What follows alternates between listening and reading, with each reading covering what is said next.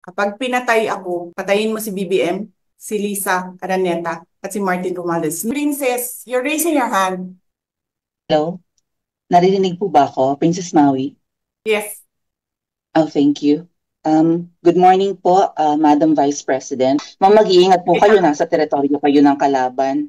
Okay lang Nag-aalala hindi po ko kami para ma'am kasi sila naman na una eh. Sila talaga yung bastos eh. mag-iingat po kayo kasi sa dinami-rami po ng inyong mga pasabog ngayong gabi, it seems like marami po talaga kayong alam about them, no? Dahil sa pagkakasama niyo sa kanila during the campaign and during the 2022 elections. Baka po mamaya kasi totoo yung mga naririnig namin or yung, I don't know if it's true, na meron daw silang Operation Romanovs and baka bala kayong ubusin ang inyong pamilya dahil hadlang kayo sa kanilang mga balakin in the future. So mag-iingat po kayo. Kami po kasi kami ng EDSA Friday Group, kami yung bumababa every Friday dyan sa EDSA because we believe yan yung tamang venue sa dinami-rami na ng problema natin. Ang kaya lang naman po namin gawin ay manawagan na bumaba na yan.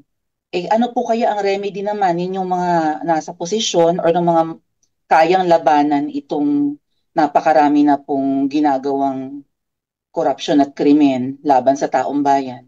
Ano po ang pwede nyo maging remedy para matapos na ito, lalo't nagsisigaw na po ang taong bayan na mag-people power na? Huwag kang mag-alala ma'am sa security ko kasi may kinausap na ako na tao. Sinabi ko sa kanya, kapag pinatay ako, patayin mo si BBM, si Lisa Araneta, at si Martin Romualdez. No joke, no joke. Nagbilin na ako ma'am. Pag namatay ako, sabi ko, huwag ka tumigil hanggang hindi mo mapatay sila. And then he said yes. So, alam mo ma'am, yan ang lagi kong sinasabi sa Makabayan Blanc nung mayor pa ako. Ang laban, wala dyan sa EDSA ma'am. Wala dyan sa mga highway. Ang laban ma'am nandun sa loob ng palasyo. Yan ang problema.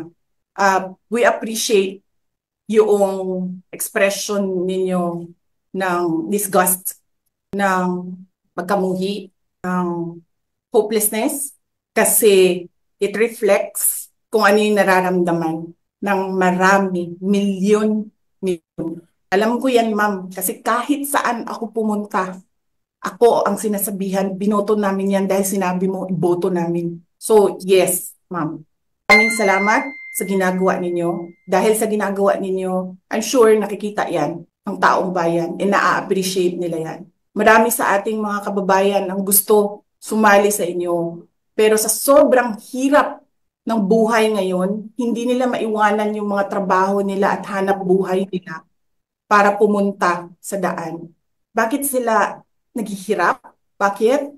Dahil sa gobyerno.